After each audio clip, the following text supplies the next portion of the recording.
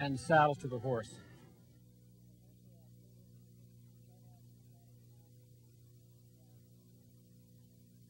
Okay.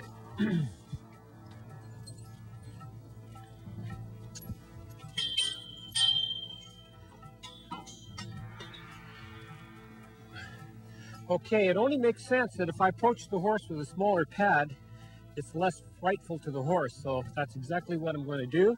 And I'd like to do that in the middle of the pen. Call the horse over to me.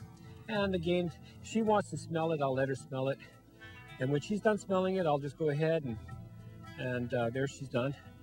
And I just start with a small pad, and I can withdraw and kiss the horse to have it come to me. And then just keep opening up the pad. And to a point where you've got a full open pad, you can get it on your horse. And again, we want to be able to do both eyes. So I'll just start with a small pad for the other side, for the other eye.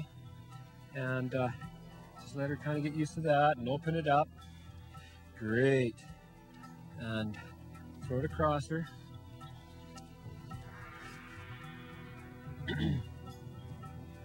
Usually I leave the pad on, but just because the wind's going to blow it off, I'll take it off for a minute and grab my saddle.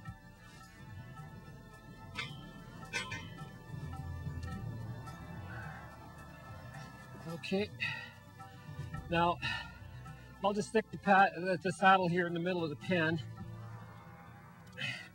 And if that horse wants to smell it, she can go ahead and do that. Call the horse back to me here. And I'm just going to turn her around a little bit, see if I can get her in a position where that wind doesn't grab that pad as much. There we go. Try it over here. Good. Now I start the pad up high in the neck because the hairs of the horse run backwards, and I can pull the pad down with that grain of the hair. So there we go. It's a good little girl. Yeah, let her smell that saddle if she wants to. Okay. Hope that pad stays on. It's pretty windy. Okay, hook my stirrup onto the saddle horn. Let her sniff it. Pull us up here if she wants to. And just gently set it on her. Good. And then just rock that saddle back into the slot. You can put your hand in here for that security, support. Lower the stirrup, lower the cinch.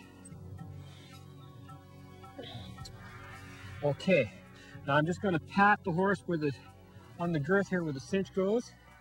Good. Do the latigo strap. Great. Now, I'm going to replace my hand with the cinch. There we go. Feed in the latigo strap.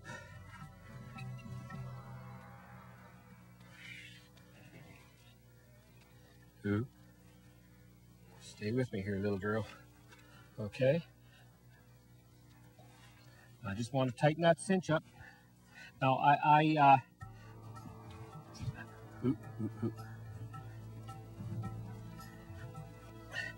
I'd like to have the cinch a little bit too tight. What I'm trying to say is I'd like to have the cinch a little tight. It's better than have it a little loose, because if it's a little loose, that saddle could roll. Okay. So now, why have I done all of this? It just gives the horse a chance to work on his fears, see if it's got any problems. I don't want the horse afraid of the saddle pad or the saddle before I get on. So that's why I take the time here to do what I'm doing. And now that I've got the saddle on, I'm going to put myself in a position where if the horse leaves in a hurry, I'm not going to get hurt. So I'll just ask the horse to leave. And I'm going to disassociate myself with that saddle and that horse. That horse can work this out on its own if there's any kind of a problem. Some horses buck, some horses don't. And this horse isn't going to buck. I can see that. So I just move the horse out.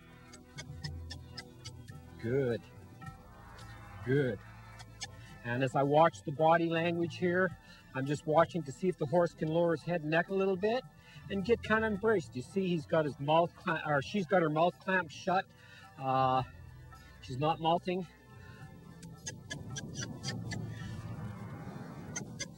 So that's just a sign to tell me that She's not very comfortable with all of this. So I'll just move her out a little bit, get her used to it. Okay, I'm going to ask her to roll in and change directions. I'm looking for signs of her letting down, accepting. I'd like to see a little bit of mouthing. I'd like to see the head and neck come down a little bit. My focus is on the hindquarters to drive the horse forward.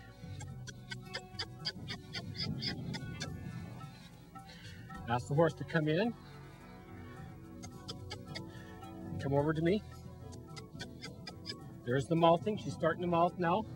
She lowered her head and neck as she come in.